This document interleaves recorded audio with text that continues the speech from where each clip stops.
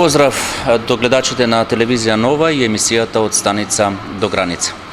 За моја среќа и за моје задоволство, морам слободно да кажам, почитувани гледачи, денеска имам за соговорник лице, односно човек кој што за прв пат го запознав овде во кафетеријата Двојка. Меѓутоа, целта на разговорот сигурно нема да биде тоа да зборуваме за кафетеријата, односно да зборуваме за нешто што е едноставно, секојдневно, иако и такви теми ќе зачнеме, предпоставувам, во овој разговор. Целта ми е да го разоткријам, да видиме кој е Фики Гаспар, затоа што по професија е психолог, и кој е тој центар за кој што постојано се зборува во последните неколку недели, па и месеци во гевгелиските окружувања. Се работи, како што кажав, за Фики Гаспар. Фики, денеска добар ден, меѓутоа кога ќе се емитува емисијата ќе биде добро вече. Накратко, кој е Фики Гаспар, твојата лична карта, а верувам дека подоцна ќе имаш многу повеќе што да кажеш. Здраво, ви благодарам за интересот и за поканата за ова интервју.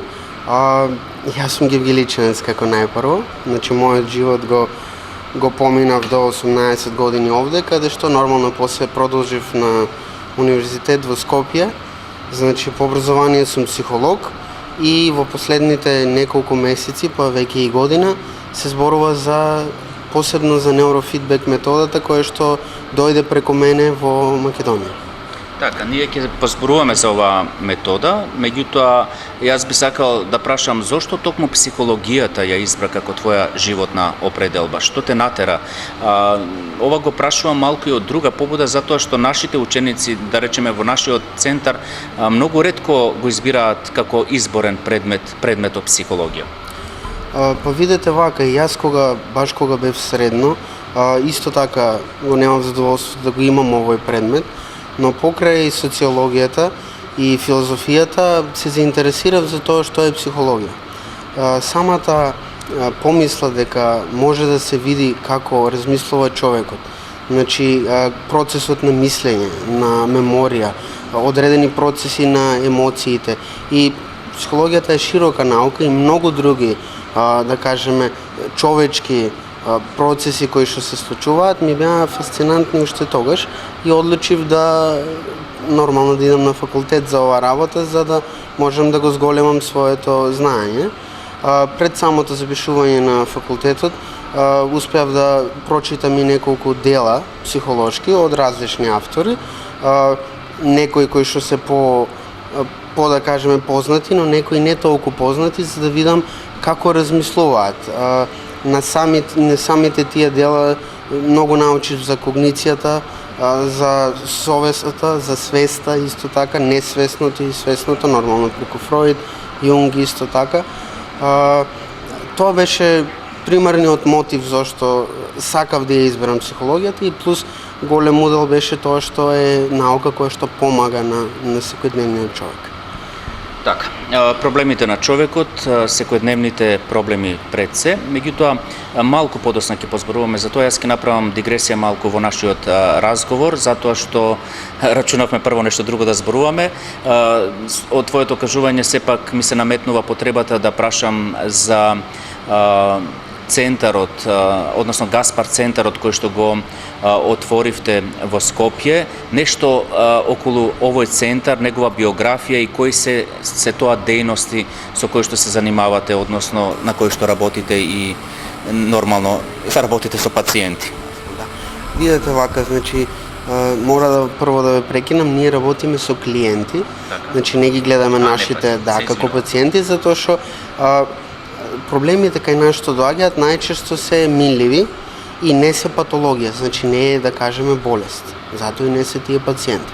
Да ви го опишам центарот, најдобро е да почнам од почетокот, каква беше идејата за самиот склоп. Убавината во центарот е дека имаме повеќе специјалисти на едно место.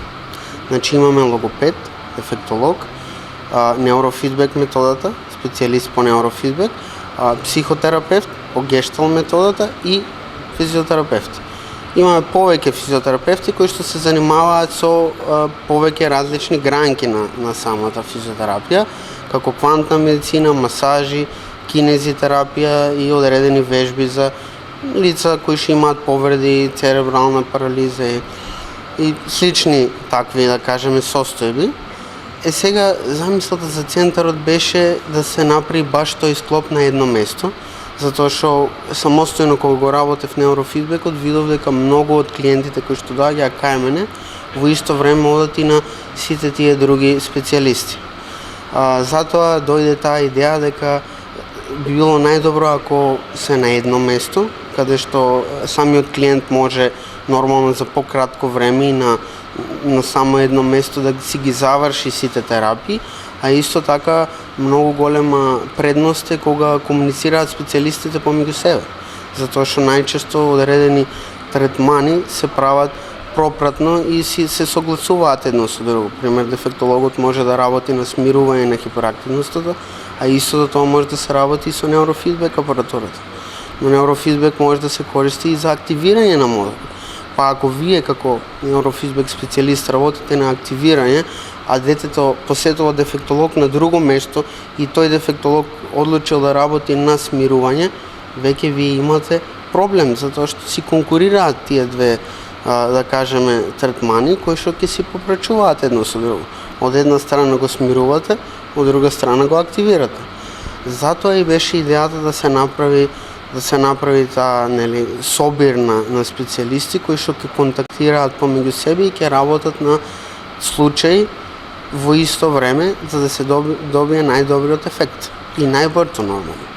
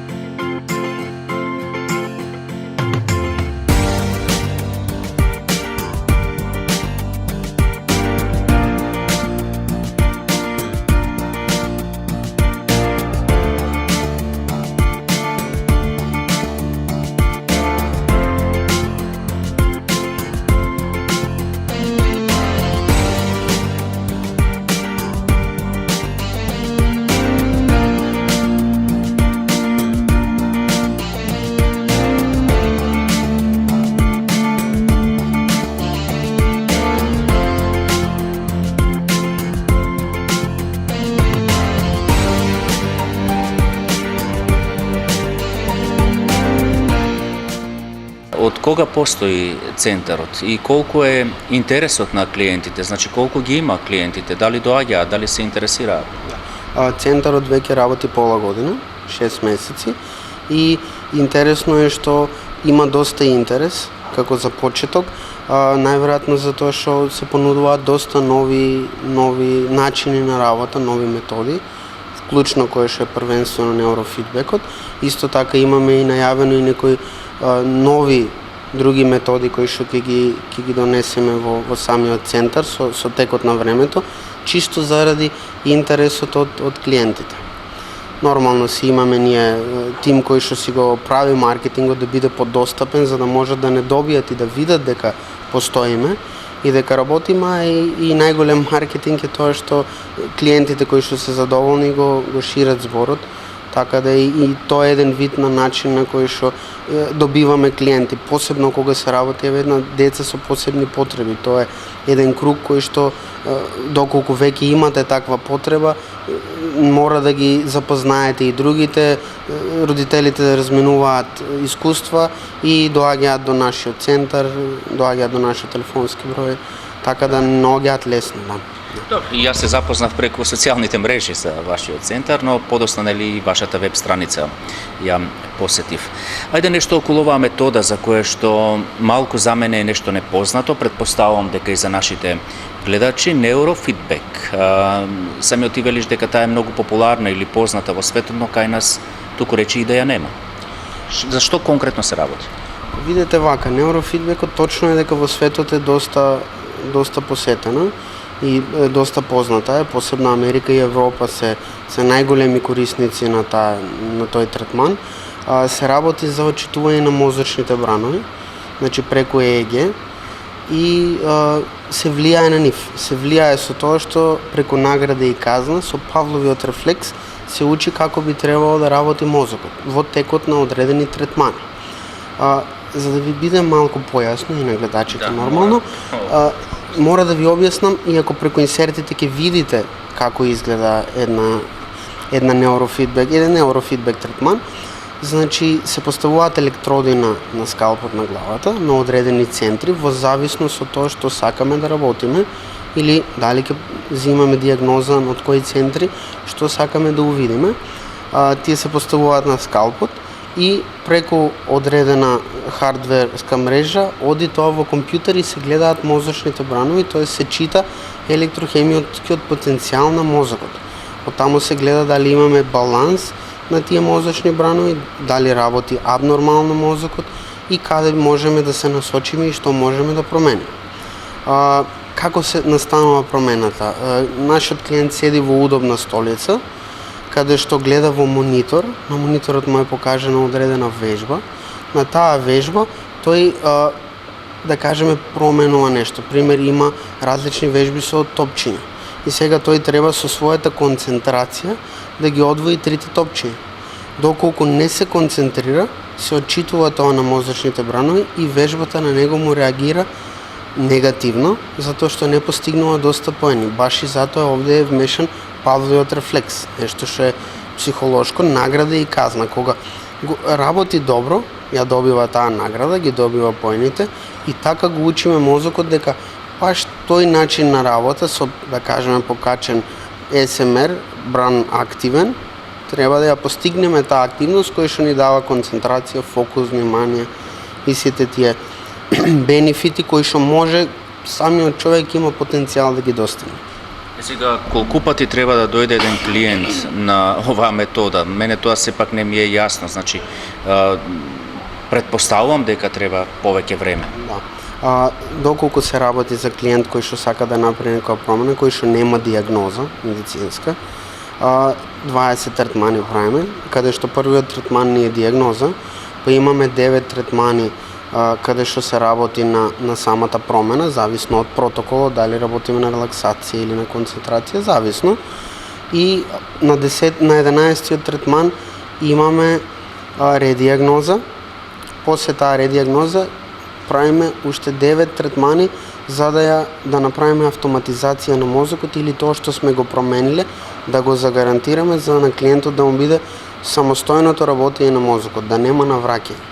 Така да 20 третмани е минимумот кој што се прават и се прават во рок од 45 дена. Значи треба да се направи секој втор ден или минимум 3 пати неделно да се прави по еден третман. Така, дисциплинирани се претпоставувам клиентите. Да, затоа и ефектот е видлив.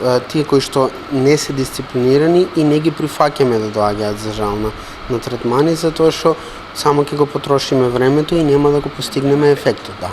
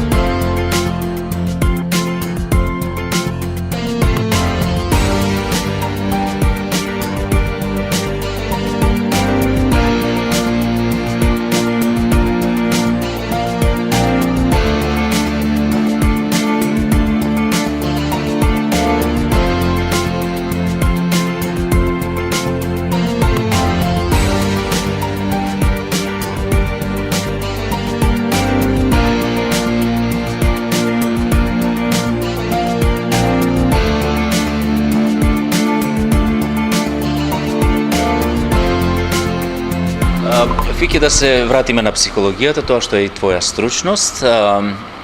Постојано кога разговарам со психолози, а ги нема многу, морам да ти признаам, значи ретко кога наоѓам соговорници, ги прашувам за секојдневните проблеми на современиот човек.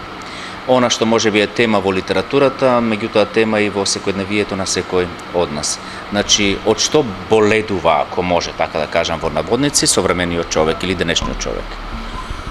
Видете вака, значи психологијата се насочува на сите тие нормални процеси на човекот. Многу мал дел од психологијата е насочена кон, да кажеме, девијантноста и патологијата. Делот кој што се занимава со девијантноста, со самата патологија на психата, ги опфаќа сите тие патологии, во така кажано психози, кои што се работат на клиничко ниво. Али посоодветно е да, ако малку се ги опфатиме сите тие проблеми кои што ја напаѓаат личноста на здрав човек, кој што нема одредена дијагноза, кој што нема болест, со нормалниот живот денешен има кризи, има стресови, има многу ситуации кои што му ја напаѓаат личноста.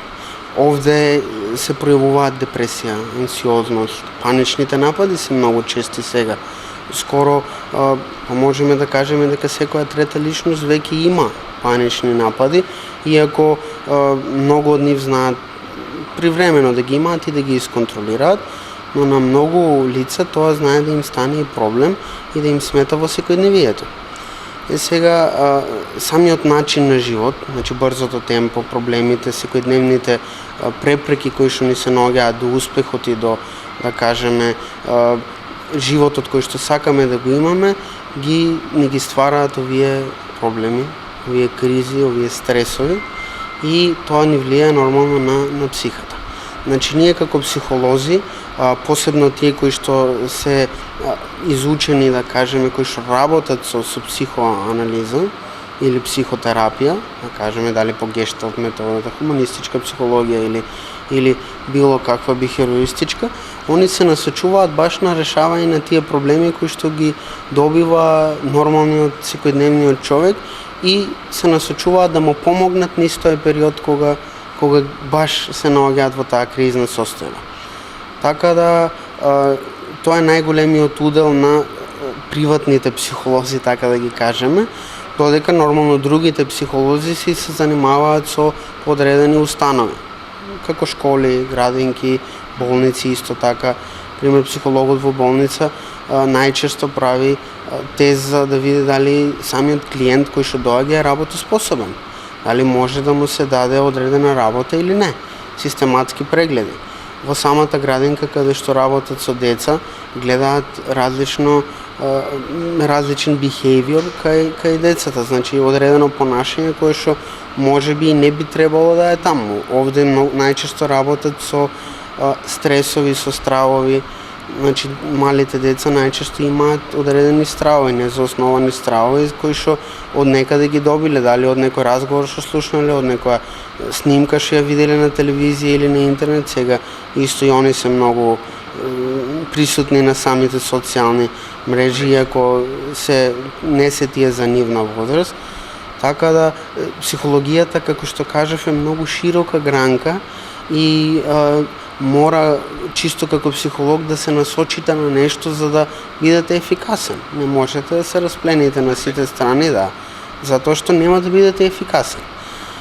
Пример, моето искуство беше многу позитивно во однос на клиентите од самиот центар, затоа што доаѓаат клиенти кои што имаат секакви проблеми од секоја возраст. Значи, најстар клиент кај нас е била 80 годишна жена, која што дојде чисто за меморија. Значи, за работа на меморија. Нормално, самата возраст си прави да има намалување на когнитивните способности, така да жената многу интелигентна сакаше да направи се што може за да остане таква каква што е била и во младоста. Иако доаѓаат и многу тешки случаи кои што се трудиме да работиме и контактираме, комуницираме и со доктори, и со психијатри, и со чисто да постигнеме некој ефект кој што ќе биде и самиот клиент задоволен, а и ние ќе можеме понатаму да се пофалиме дека сме постигнале нешто.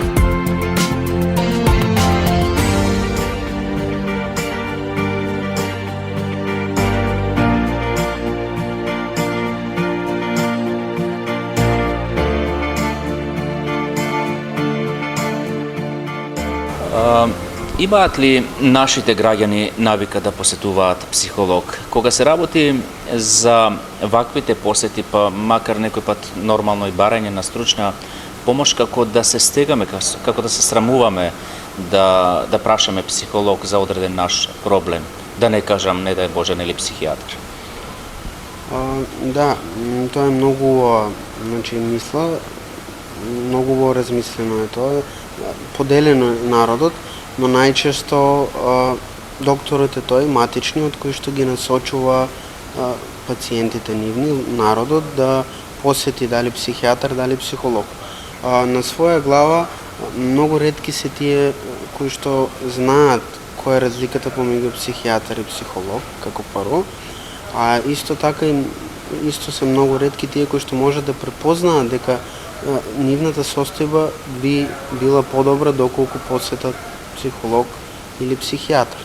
Така да првиот проблем кога го имаат, најчесто идат кај матичниот лекар, контактираат со него, се консултираат или што знаеме најчесто да правиме искуство од некој друг пријател кој што го поминал овој проблем, кој што може да ни помогне, може да ни даде совет, али кај нас најчесто доаѓаат преку доктори.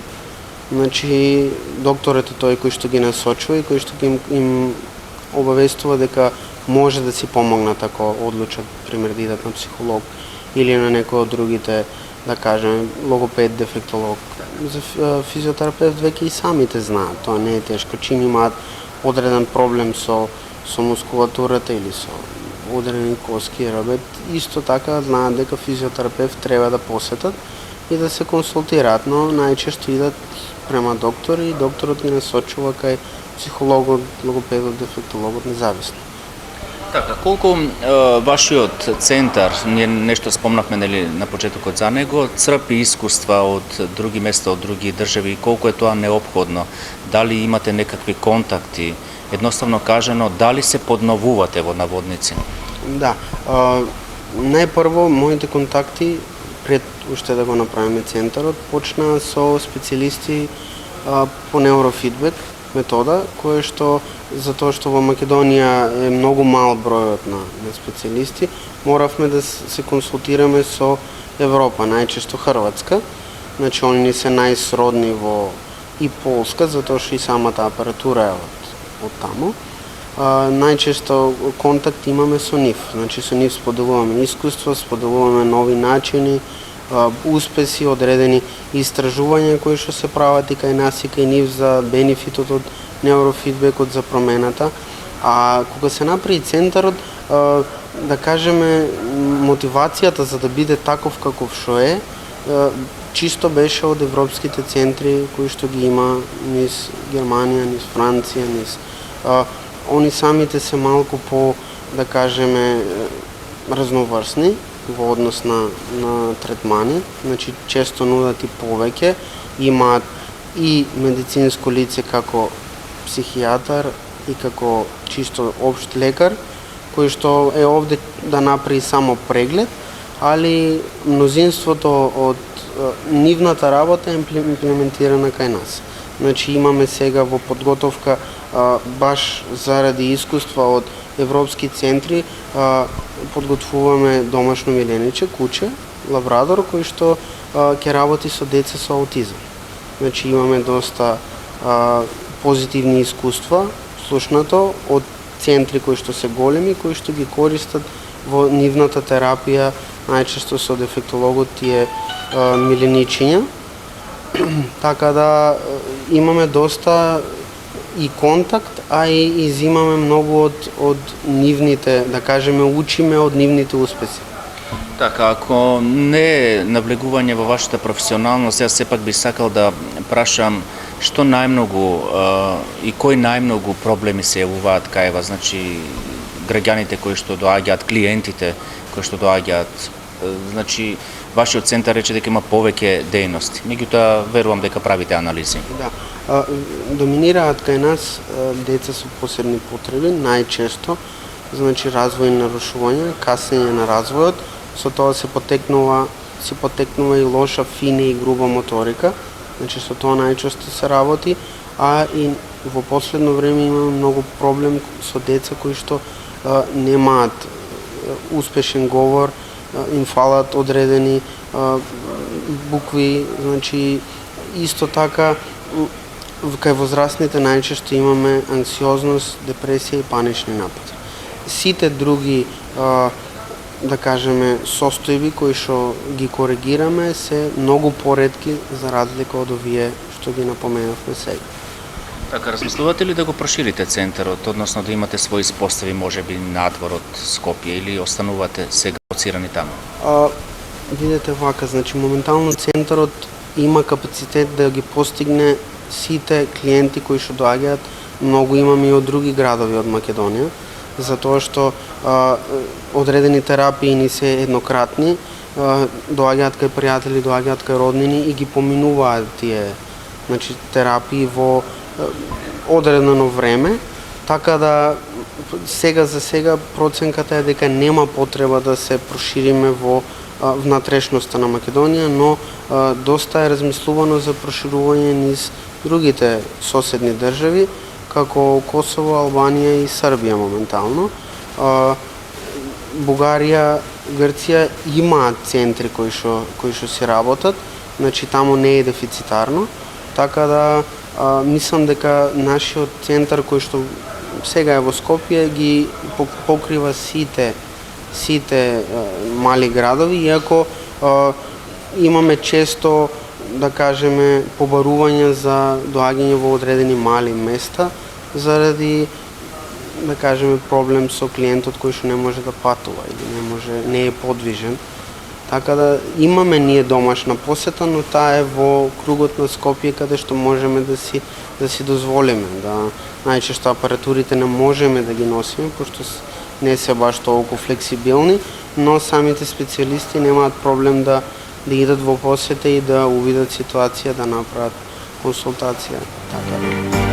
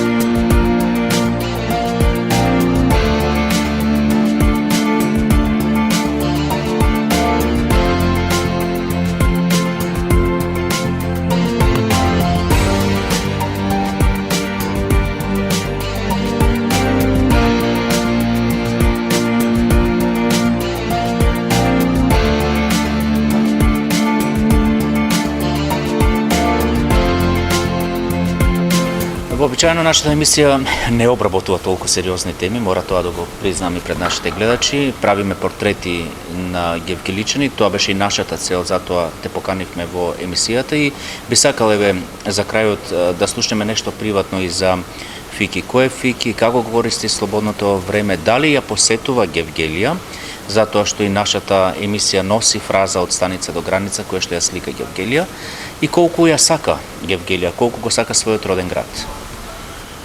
Да, ова е многу убаво прашање, многу лично прашање. Со самото тоа што јас сум гевгеличанец, нормално дека ја сакам Гевгелија, значи секое слободно време кое што го имам го користам да се вратам во Гевгелија, затоа што мнозинството од пријателите и сите роднини се овде. Сепак мене работата ми е чисто во Скопје, но пријателите, друштвото се е тука, во самата Гевгелија. Што би кажал за Гевгелија? Видете вака, што и да кажам, ја ќе биде многу субјективно, али можам да ви кажам дека кој да слушне дека сум гевгеличанец, сите се многу позитивно наклонети кон мене после таа информација. Значи, Гевгелија е запамтена во Македонија, а и имаме и често и од Србија и од другите места кои што доаѓаат, кои што ја знаат Гевгелија, кои што поминувале од овде, како град с кој што има многу добри луѓе. значи гостопримливи, да, многу гостопримливи луѓе и па можам да кажам дека нема кој не се нашол во ситуација каде што не му помогнал гевгеличанец. Тоа е многу позитивно за мене, значи горд сум со тоа што ме прашуваат од каде сум, ќе кажам дека Гевгелија е мојот роден град и дека уште се сметам дека ја живеам овде. Мене работата ми е во Скопје и така да Гевгелија е стварно прекрасна, мирен град, за се е позитивно, нема. Слободното време како го трошиш во Гевгелија? Па видете вака со пријатели, по кафичи нормално млад човек. Шетања, тоа е тоа, во принцип тоа е тоа. Гевгелија е мирна, посебно е во периодот на летово сите се враќаат назад, има голем број и на млади и на повозрасни. Едноставно се чувствуваш како дома. Може би има многу прашања за прашување, но тука ќе ја завршам емисијата. Се надевам дека ќе ти имаме повторно во емисија, односно може би да те посетиме во Скопје, во Гаспар центарот. И огромно ми е задоволството, уште еднаш ќе кажам, што се одзва на нашата покана и што учествуваше во емисијата. Ретко наоѓам луѓе кои што сакаат да гостуваат. Морам да кажам, може би ќе ме критикуваат. Видете вака, фала ви многу за поканата. Ја бев позитивно изненаден од вашата покана. Да, баш би сакал да дојдете до нашиот центар, да видите и како работиме, да се запознаете и со другиот дел од тимот. Сепак сме поголем тим сега, така да би било одлично да дојдете и самите гевгеличани да видат дека сме постигнале нешто и дека секојдневно работиме да ја направиме ситуациите подобри за нашиот народ и да помогнеме колку што може. Така, благодарам уште еднаш и ви пожелувам уште многу успеси понатаму, што повеќе. Благодарам. Фала и на вас.